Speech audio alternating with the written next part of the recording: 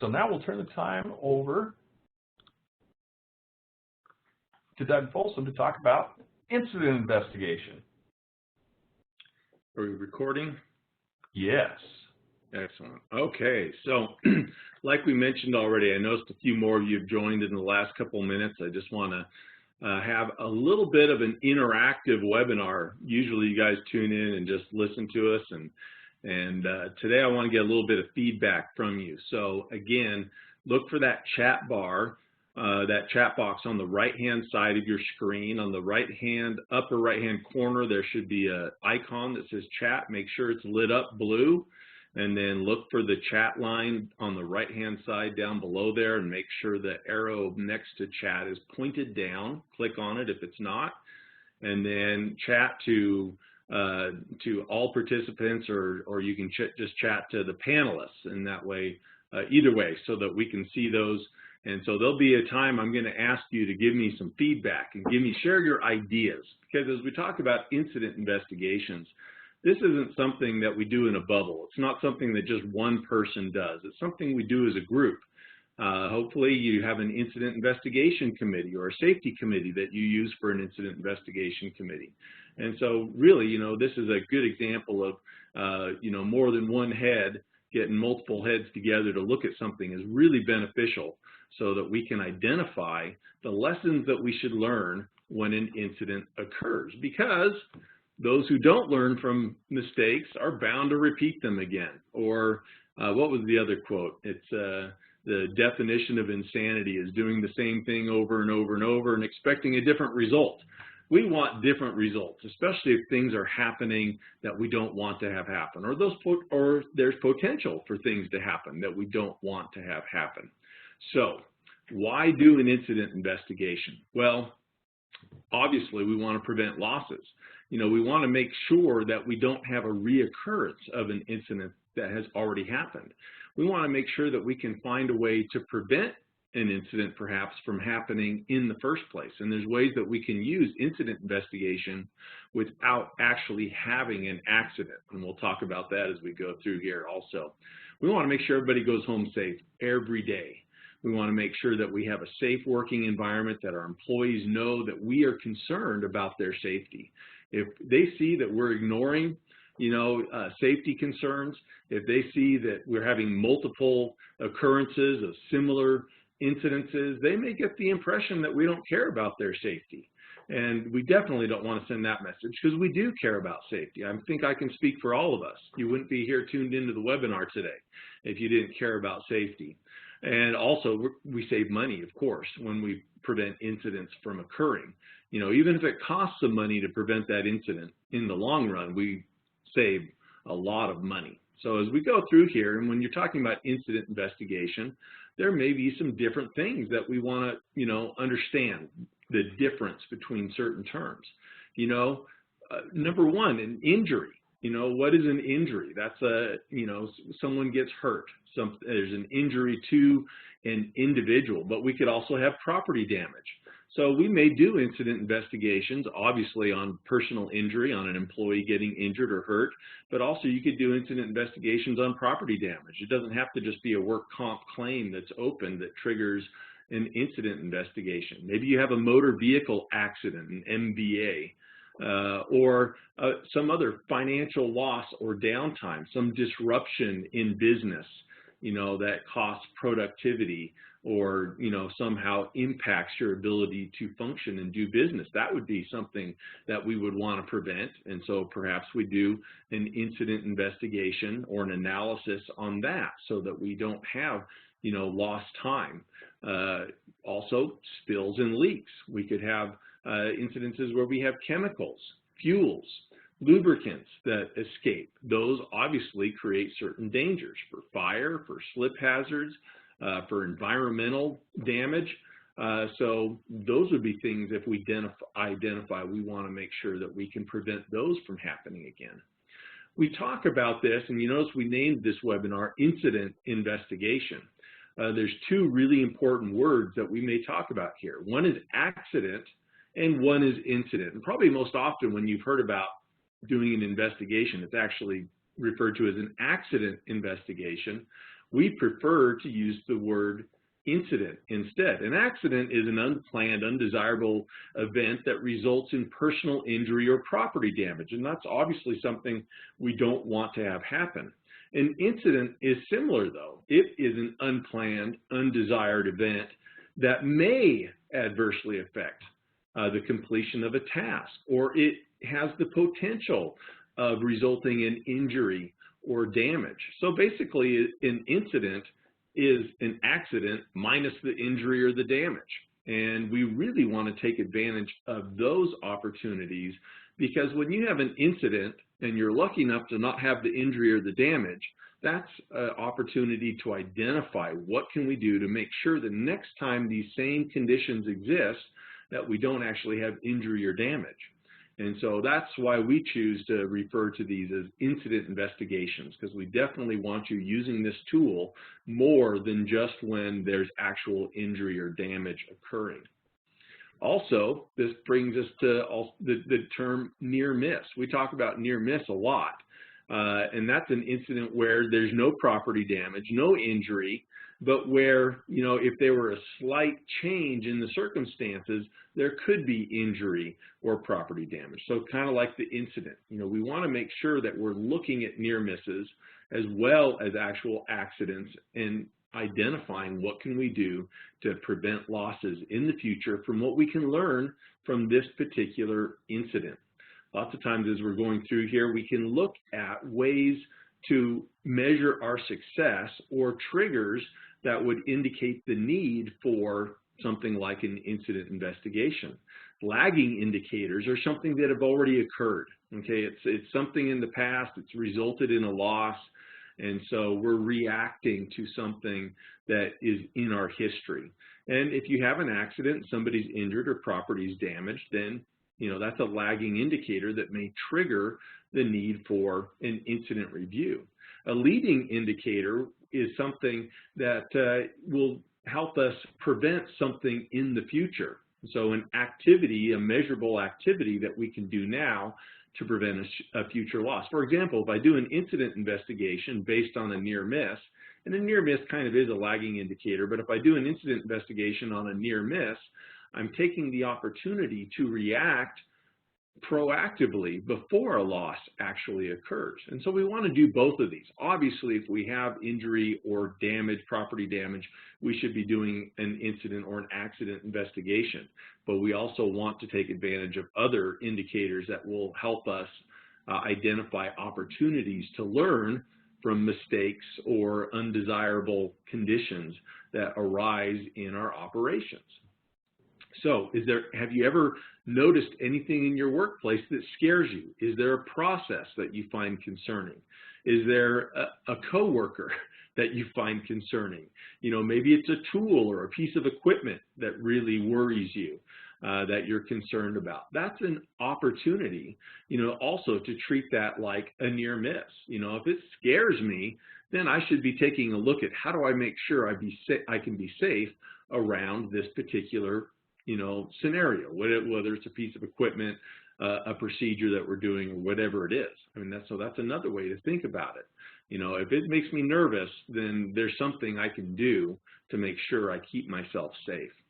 You know, when we look at causes of accidents, you know, there are many, many unsafe acts and conditions that exist for every severe injury or even fatality that occurs.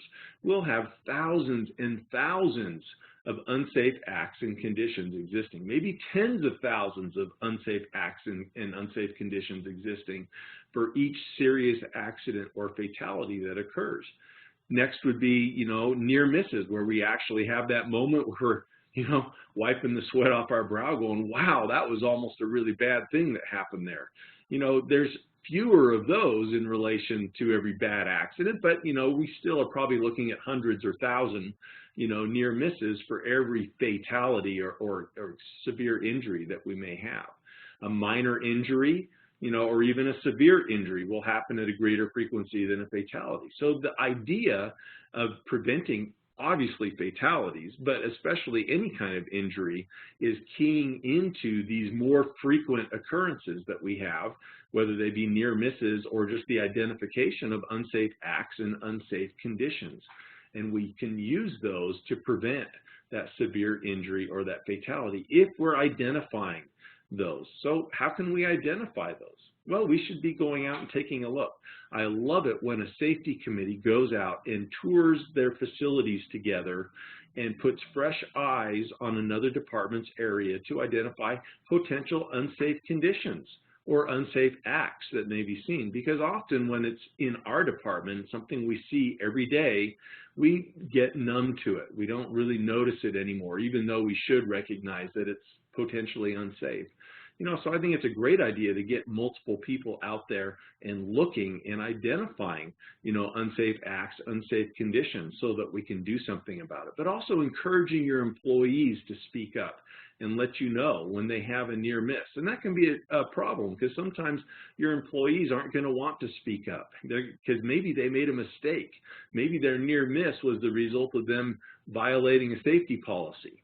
But we need to make sure that our employees know that they can come to us and tell us about these unsafe conditions, unsafe acts, and near misses, without any retaliation, because we want to learn from those incidents. So find ways to encourage and incentivize your employees to share with you about the near misses and the unsafe acts and conditions that they see in their workplace, so we can fix them now and not have a really bad injury or damage down the road. So let's talk a little bit more about the incident investigation. Who's involved in an incident investigation? First of all accidents are preventable in some way. And one thing we see quite a bit is often we'll convene an incident review committee and we'll look at an incident and we'll say, was this preventable or not?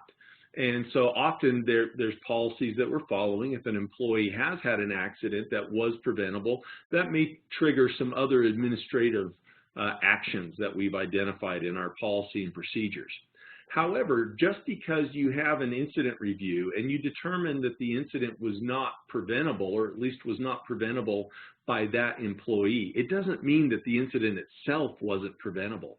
Somebody can do something to prevent it, whether it's me, whether it's the other person, whether it has to do with changing rules, changing the area, the workplace, engineering things. There's always something that can be done to prevent every accident, regardless of whether the individual employee is at fault or not. But in most cases, we all contribute to some extent. So I understand that we may have an at fault or a not at fault determination, but don't stop there. Make sure you go deeper to determine what could actually prevent this from happening again in the future.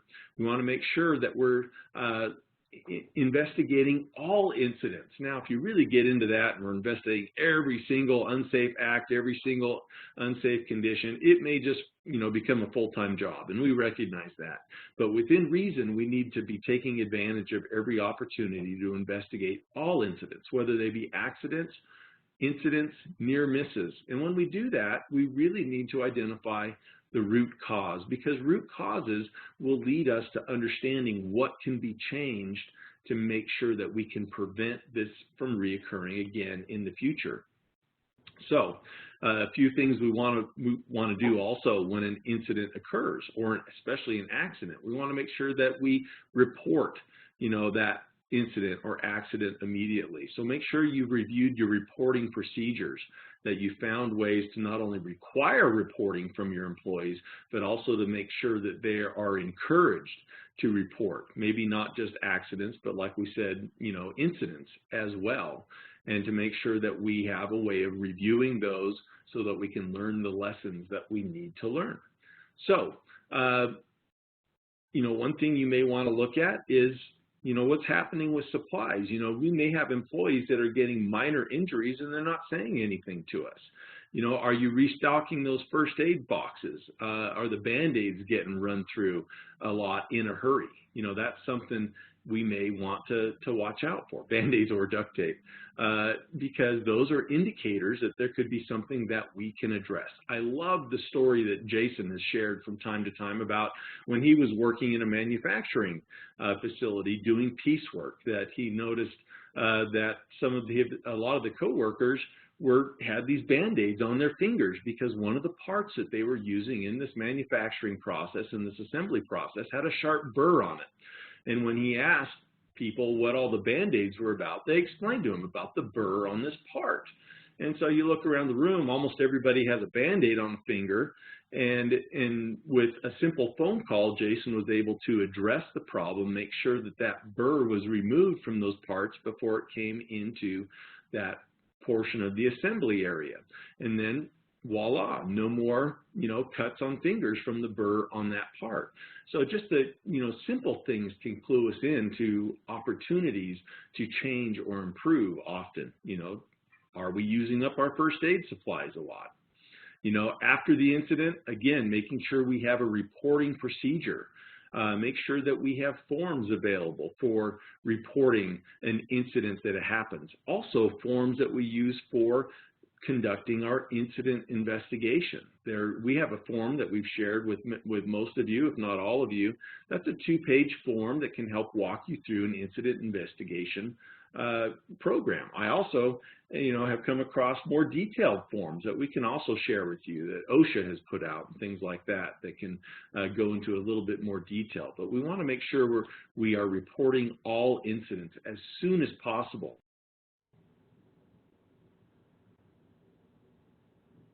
We should be looking at it as soon as we can.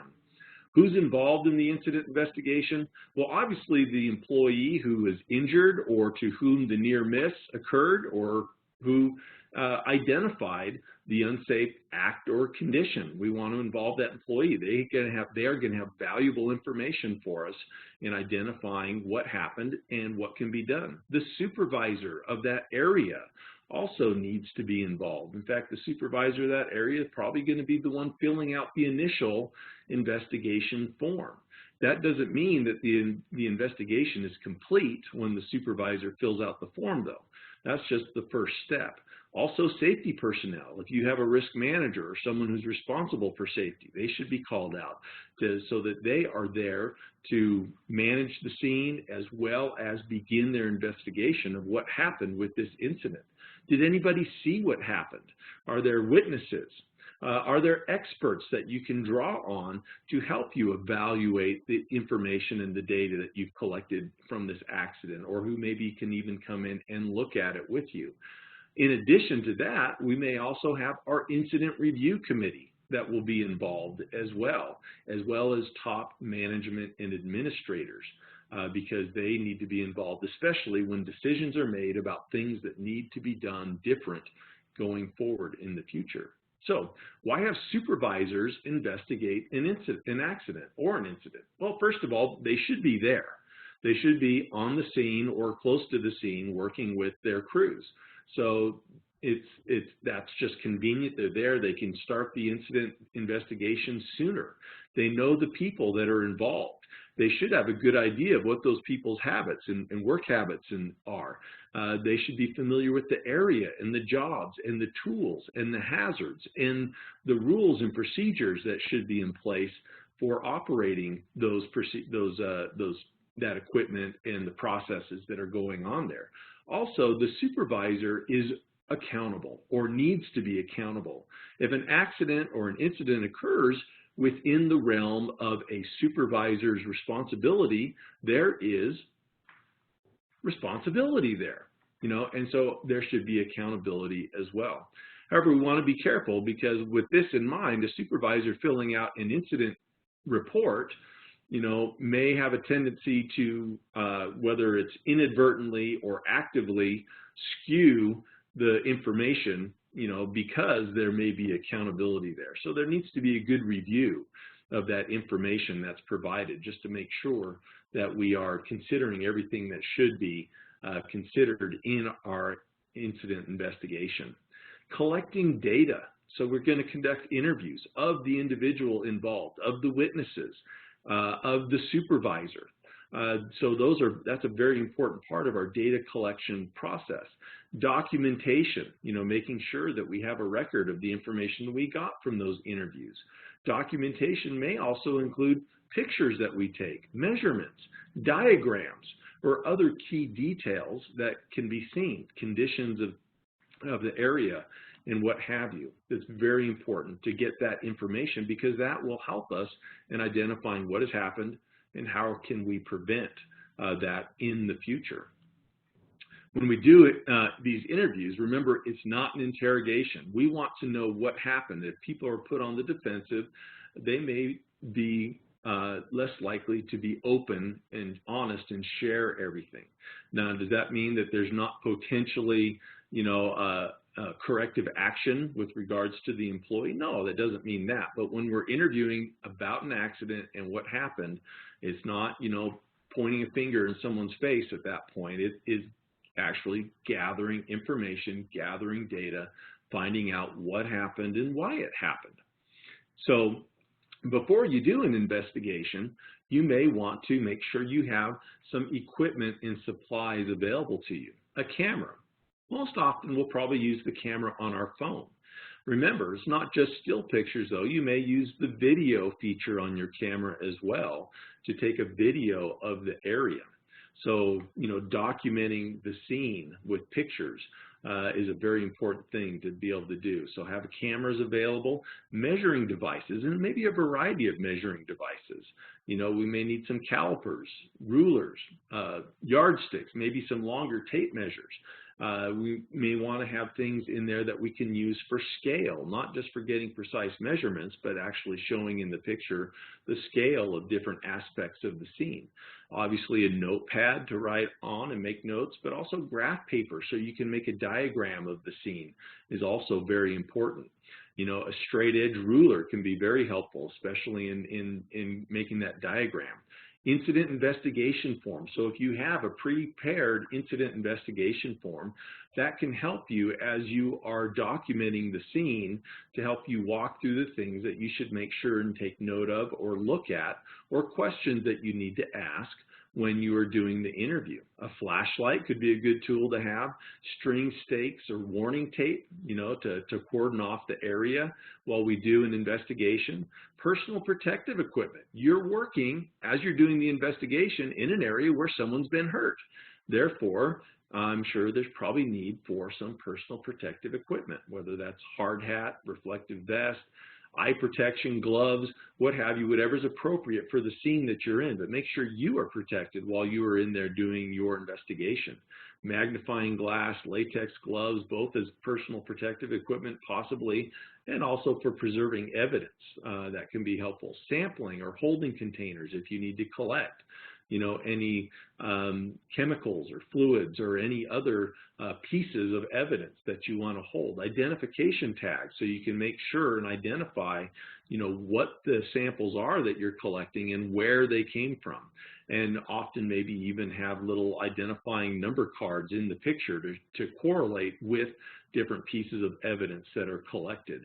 Make sure you have a compass so that you can determine directions, because we want to make sure we can identify in our diagram as we evaluate this what direction we're looking at. A level, a clinometer, to tell if there's a slope that's involved with the area that's in question. Chalk can also be important for marking out, where an accident happened, where someone was when they were hurt. And so that's just some ideas of things to have on hand and ready before you go out or when you go out to do an incident investigation. Also, if we're going to be doing video and photographic documentation, make sure you get out there to take pictures and video as soon as possible.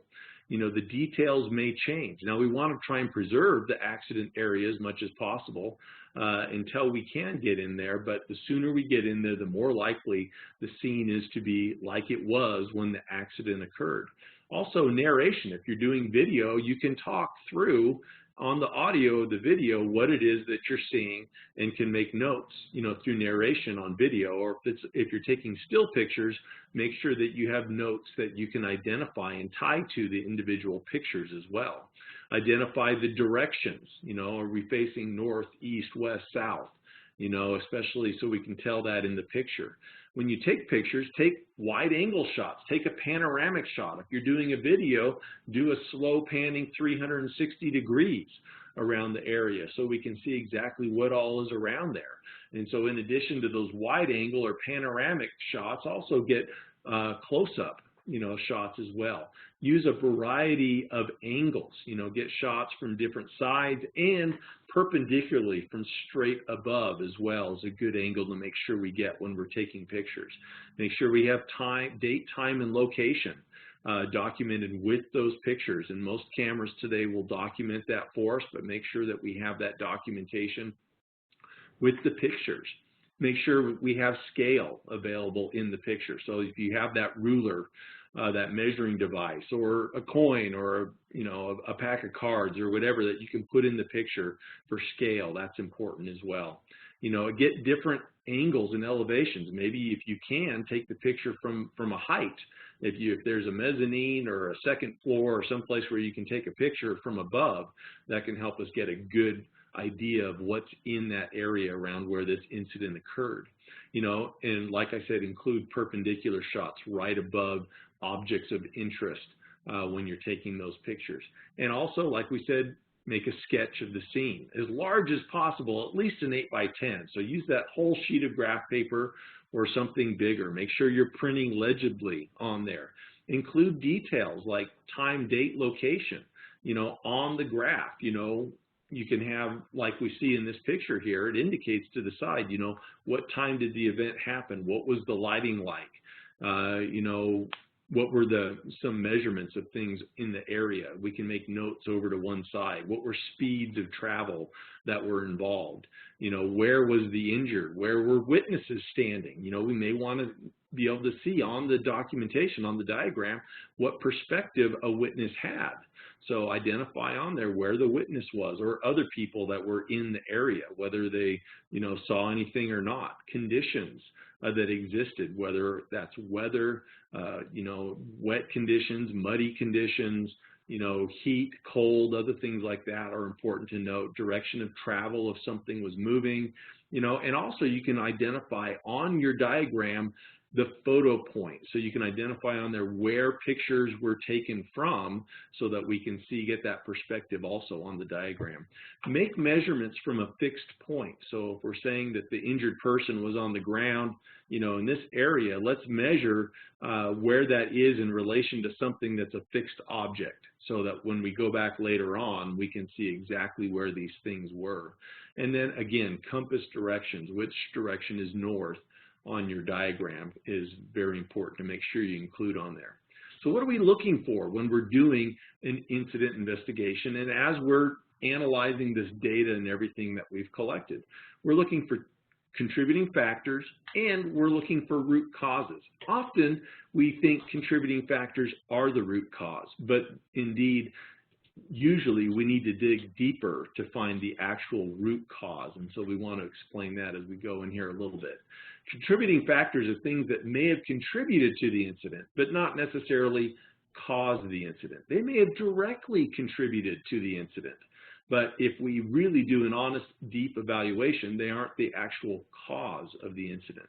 The root cause is something that we find by peeling back the layers of the incident itself. And we do that by asking a progressive set of questions. Why? Mostly. Who, what, when, where, how, but why? Why? You may feel like a 2-year-old when you're doing an incident investigation, because when you ask why something happened and you get an answer, then you need to ask why that occurred and why the next thing occurred. And that way we peel back this onion to get to the center of what really was a root cause for what happened. So we want to make sure we go through and ask sufficient questions to get down to the root cause. Never jump to the assumption that it was just operator error. And we hear that a lot, you know, that it was operator error. And operator error, you know, was probably the last thing that caused the accident to happen, but it isn't necessarily and likely not the root cause. Why did the operator make a mistake is a better question. And to really, if we want to prevent this from happening again, we need to identify organizational solutions, not just an individual being at fault. Contributing causes are very important. We can use those to identify things we need to do different as well. But the root cause is how we actually really get down and prevent something from happening in the future that's similar for everybody, not just for the one person that was involved. This graphic is great because it kind of helps us understand this. Often we may look at things that we think cause an accident.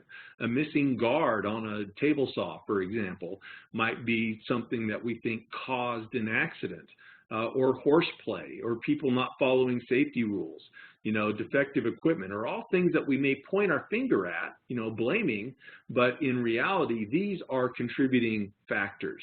They aren't the cause, because there's a reason that guard was missing. There's a reason those employees were allowed to horseplay. There's a reason a piece of equipment was defective and still in service.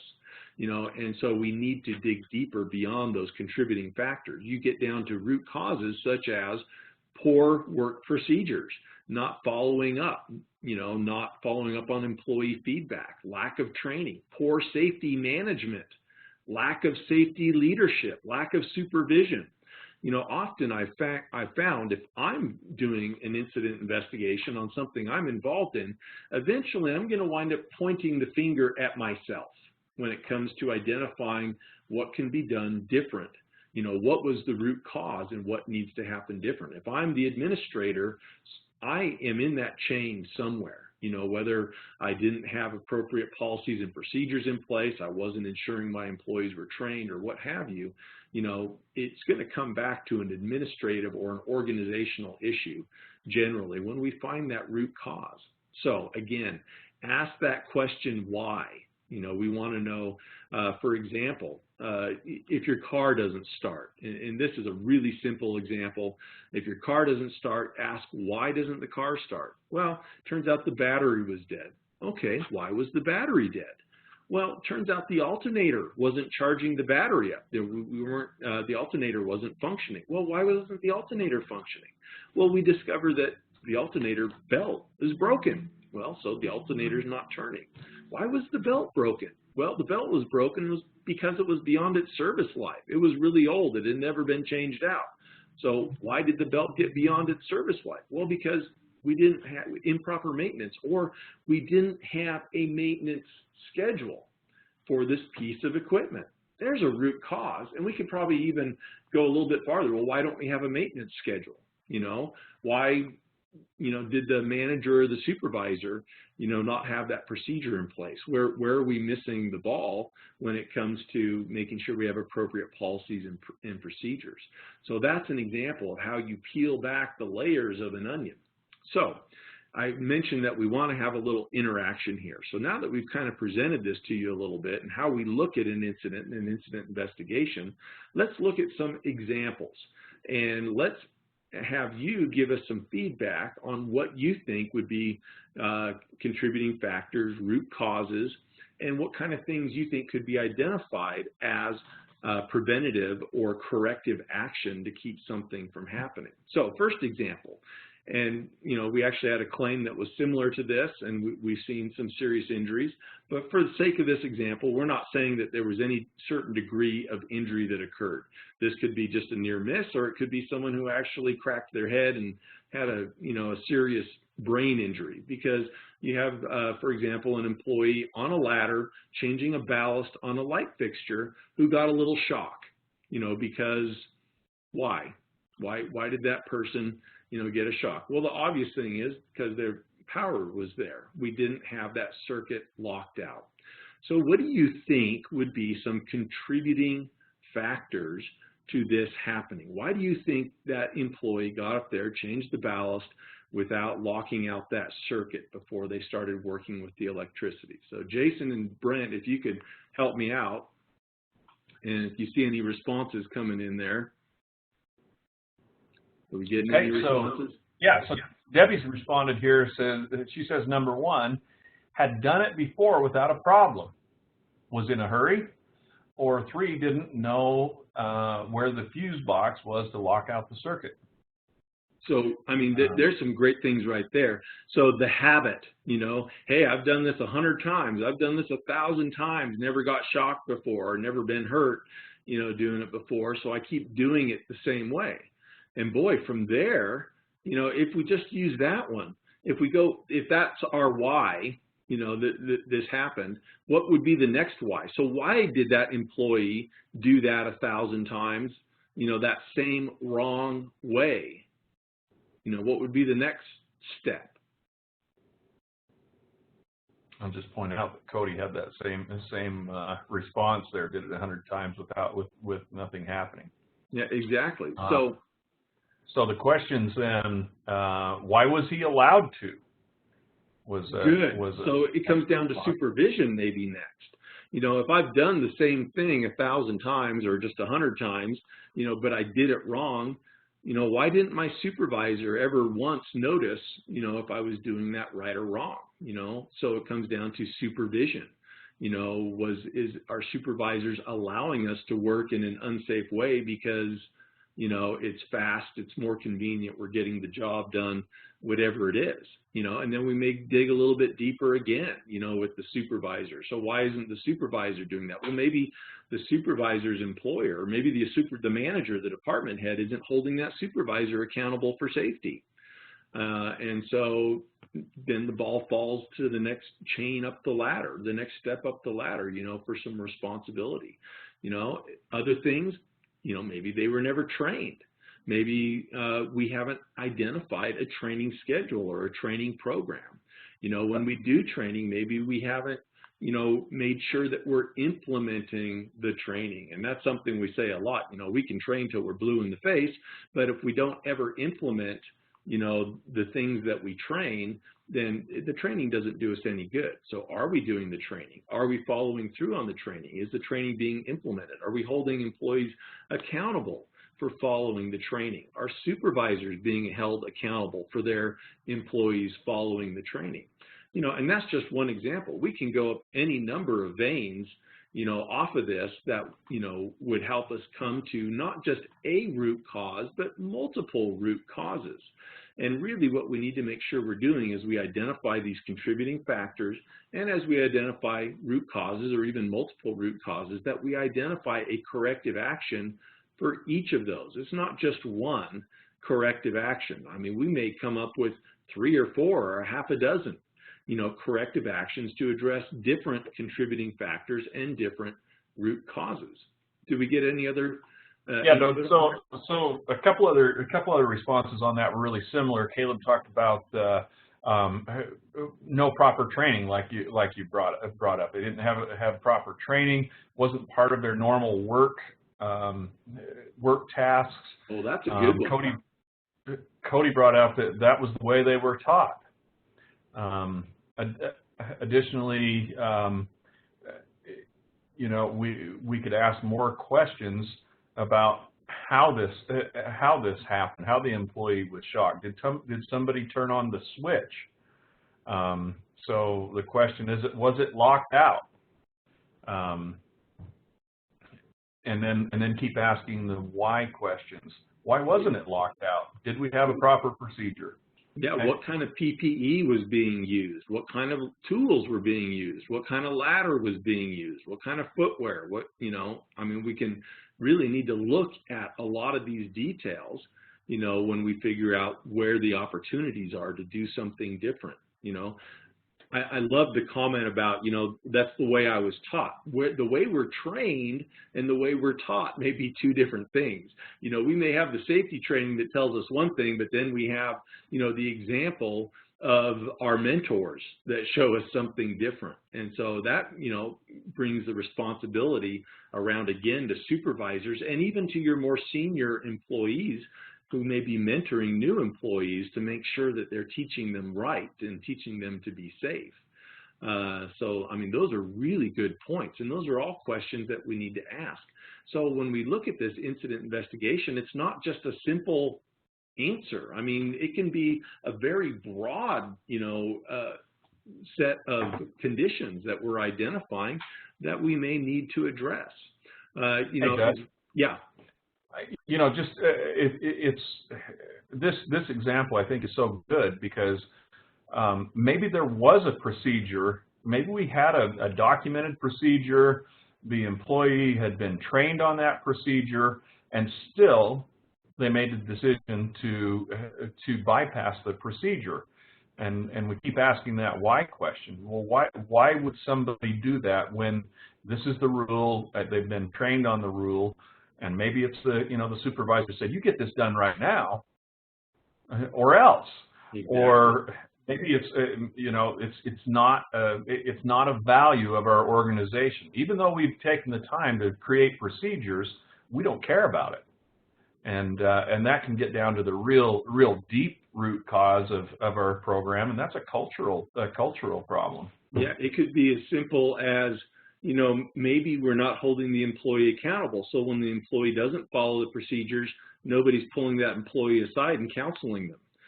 Or maybe it is the supervisor putting pressure on the employee to, be in a hurry to do it in an unsafe manner. So again, that root cause drifts away from the employee.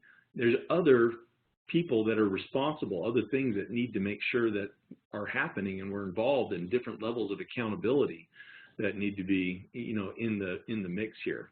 Another example, let's try this again, a little bit different. I see a lot of these, not necessarily employees trying to lift a lawnmower out of the back of the truck. And maybe let's just skip that. Let's not say we had an employee lifting a lawnmower into the truck, because that sounds kind of obvious. It's something you shouldn't be trying to do by hand. But let's say you've got an employee, they're lifting something, and they felt a pop and a sharp pain in the lower back. Okay, so why did this happen? So go ahead and type that into the chat box if you've got an idea there. Why did this happen? Why do people hurt their backs lifting something?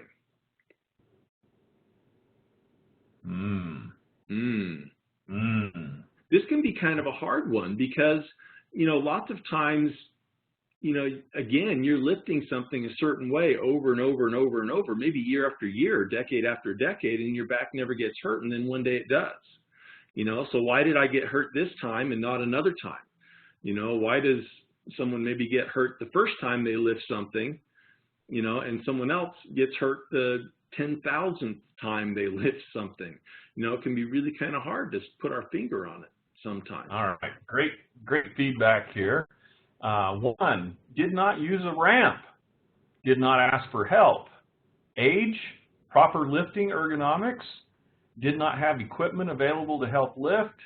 One person for a two-person lifting job, improper equipment and training, in a hurry, not taking time to ask for help, thinking I can do it. Yeah, those are all really good ones, and sometimes I've noticed is that you can have a situation like this because someone's always going to mention, proper lifting techniques. You can be lifting perfectly within a proper lifting technique. You can be, lifting with your legs, not your back, and you can still get hurt, because maybe it's the repetitiveness of the procedure. Maybe I'm unloading 100 bags of salt, or I'm unloading, something where I've got this forceful, repetitive motion over and over and over. Sometimes it's the overdoing it that gets us, not actually doing it wrong.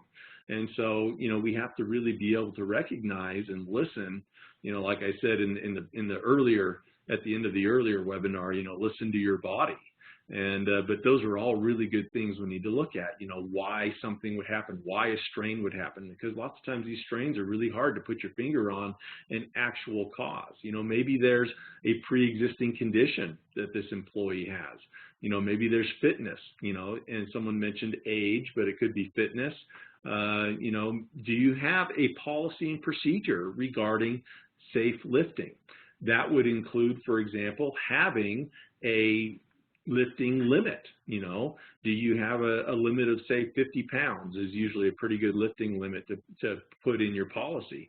If an employee has to lift more than 50 pounds, they must get help or use a mechanical assist device or whatever to lift that object. I wonder how many of you out there have an actual lifting limit in your policy and procedure. I know we didn't do a survey on this. That would have been interesting to see. But if I did have this was something that happened to me, I had this employee trying to lift a lawnmower into the back of the truck by themselves and they hurt their back, that may be something that I may get down to. One of my root causes is policy and procedure. We didn't identify, limits on what an employee is allowed to do on their own. Having a 50-pound lifting limit or lifting restriction, weight restriction would be something that we could identify as a corrective action, for that root cause. And that wouldn't preclude us from also counseling the employee, addressing supervisory shortcomings and other things like that. Again, it's not just one solution that we're looking for. We may come up with many things that we need to identify as we go through this incident investigation process. We really stress this, and we're touching on this in large part today, because we are asking you to do this in our focus for workers' compensation. We're asking all of our members to be actively doing incident investigations. If you've received the TAP award or are working on receiving the TAP award, this is a requirement of the TAP award as well, to do incident investigations. And so often we get, an incident investigation and we see that, the root cause is identified as, operator error. The employee, it's the employee's fault because they were doing it wrong. And we really have to understand we've got to get deeper into it and identify, multiple solutions, not just one, and not just pointing our finger at one source or one person when we're trying to decide, why did this happen? We've got to peel that onion all the way back. So again, as you're going, yeah. Just give you a second for a breath here. We need to when we ask that question, why did this happen? Why did the employee do it this way? A lot of times that answer is going to be, that's the way we've always done it. Yep. And we need to really ask the question, why did the employee lift that? Was there a reason? When occasionally we'll see a really crazy claim come in where somebody was lifting something that was 300 pounds into the back of a pickup. We have to ask ourselves, why are we doing things like that? Do we have equipment in place that we could use for that? Just really kind of go outside of those sacred cows. This is the way we've always done it, and ask those questions. Also, Doug, before I throw it back to you, Ruth asked if we could show the accident weed graphic again. So before we wrap up today, let's put that slide back up again. Okay. All right. So again, just some details that may be helpful in identifying contributing factors and root causes would be things that you may not think of, weather, housekeeping. I always say, you show me a clean shop, I'll show you a safe shop. Lighting, is there poor lighting? Was the employee able to see what they were doing? Temperature, that could be a factor, in an illness or an injury, noise levels, other activities going on in the area, distractions, human factors, was the employee well? Was there some health condition maybe going on that impaired this person?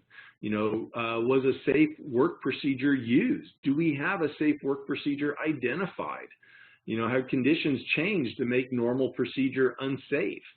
Were the appropriate tools and materials available? Or are there different, like Jason was saying, tools or materials that we may be able to get to be able to do this job safer? Were safety devices working properly?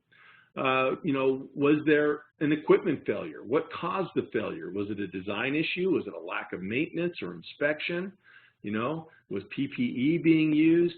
They're just on and on. In fact, I came across a few lists that we didn't put in this slide because of their volume, but, there's some list of questions that you can ask. I've probably got a couple of examples here that probably have close to 70 or 80 different examples of questions or considerations to look at when doing an incident investigation along these same lines. And we can provide some of those as PDFs to go along with some of this training material that you can review that can be helpful in knowing what are the questions I should be asking so to help me get to this point. One corrective action, or preventative measure for each root cause and contributing factor. Well, that may be a whole bunch, but we really need to be broadening out our perspective and our vision of where the solutions are. So name them all. Sometimes they may be too costly, but let's name it anyway. Both the costly and the cheap solutions. And to have options to find the best solution for us. Very important, because your incident review committee is going to be making recommendations for corrective action, but we need to make sure that that corrective action actually gets implemented, or some sort of corrective action gets implemented. So it doesn't end with the incident investigation. It ends with the actual implementation of the corrective action, and then it doesn't even end there, because we need to continue to assess that implementation, that solution, and make sure that it's doing what we wanted it to do. And so that's very important, because often we see the solutions come in, the recommendations, but then they don't the rubber doesn't actually hit the road. We don't actually make the changes that need to be made. So assignments need to be made, and accountability needs to be there to make sure the corrective actions actually happen. Your safety committee, your accident review committee, sets a culture, helps set a culture, and it's really important that we have a culture of safety. Everybody in the organization needs to be committed to safety, and employees need to feel confident that if there's a problem, that we are going to try and resolve it to keep the employee safe, or to keep members of the public safe, or whatever the hazard may be. Review all incident reports. If somebody mentions something to you about an unsafe condition, an unsafe act, an unsafe tool, that's something that needs to be addressed and considered. Whatever your procedure is for that, whether it goes all the way to an incident review committee or something that's done within the department, make sure that all incidents that are reported are addressed. Make sure we identify contributing factors and root causes. Always go beyond it being the operator error. We always need to find other ways to prevent the incident by just telling the operator to be more careful. Develop recommendations, corrective actions, make sure they get implemented, and monitor the progress. Make sure that those corrective actions actually are being effective. And if not, we may need to go back and try something different and follow up. It's a circle that we're continually going through. So in summary, investigate and review all incidents. Involve everyone. Make sure that we're interviewing witnesses, involved, injured employees, supervisors, department heads. We need to make sure everybody's involved in this process. Find the root cause by peeling back the onion with lots of why questions, and make sure that corrective and preventative actions are put into effect. So Ruth wanted to see this graphic again. While you're finding that, Doug, let me just talk about a couple of things that that came to my head as we were going through this. One important thing is don't let this be overwhelming. Doug's covered a lot of stuff and gone into depth. The intention is that we really just take a hard look at these things. It doesn't mean that we're going to spend a week investigating the incident. We gather the facts and then put those in front of our committee and get them to take a real tough look at things. One of the things that we see at times when we see your incident investigations, let's say it's an auto accident, we'll see where it was the other driver's fault, right? They got a citation, and so a committee will say, well, it's not our fault. Case closed. And I think like Doug said just a second ago, we need to investigate all of those incident reports, even if it wasn't our fault, because that that incident might be there might be an opportunity for improvement. Even though we weren't at fault, could we have done something to prevent that incident? And the answer is probably yes. Also the other thing I was thinking about on that was also take in the totality of the situation, the employee's accident history. This might be a pretty minor incident, but as we look at the employee's history, this person has had multiple issues over the years, or just over a short period of time. This person's had a couple of incidences where they had to get stitches or something like that. We need to identify, is that an employee issue, or is it something with our system? If it's an employee thing, they might need to be coached on how to do that. Sometimes they might need to work in a different department or a different location, because this job just really doesn't fit them. So I've gone on long. Doug, let's see. Go ahead and talk about that. Oh, so there's a question. If we could share that, we'll send that out with the materials that we send out. The picture of the weed. Let's see. Doug, anything? Yeah, just again, like you touched on, we said it a couple times already, but just because there's no fault with us does not mean it's not preventable. That's kind of like the whole idea with defensive driving. We drive to protect ourselves from others' mistakes. And that same idea applies in our workplaces as well. Regardless of whether someone is at fault or not, we need to still determine how do we prevent the incident from occurring. Okay. All right, Brent, did you have anything to add? Nothing else. Great job, Doug. Looks like there was one other comment in the chat about other training. Maybe we can address those other classes. Yeah, absolutely. So tomorrow we will start our regional training on harassment, discrimination, and workplace violence prevention. That'll be regional. We'll do those live at various locations around the state: Cache County, here at the Trust, Vernal, Price, Moab, Richfield, and Washington City. And so those will be and Utah County as well. That will be in 2 weeks. But the rest of those will be this week. So go to our website, check those out. We also have our leadership conference coming up on the 23rd of this month. You can sign up online. And the OSHA Hazardous Waste Operations and Emergency Response, or HAZWOPER training, that's in March. And that's on the should be on the website now. Just got a bunch of emails out of office replies from people. So that must have gone out. All right. Anything else? Thanks, everybody. We appreciate your participation. That helps us know that you're there on the other end and participating. You had some great input there. This can be an awesome opportunity for us, not only to prevent accidents, but really to see where some of the challenges are in our operations, why things don't work. If we use this same critical technique to look at why a problem happened, whether it's an incident, whether it's a problem in how our billing goes out for utilities or whatever it may be, if we'll really dig down to that root cause, we can make our operations work significantly better. Okay, Doug, final word. That's it. Just everybody go out there, be safe, be looking for the answers to these questions. Let's stop just accepting that things are the way they are. And let's really ask ourselves some of the tough questions, even if we wind up pointing the finger at ourselves sometimes. Awesome. Thanks, Doug.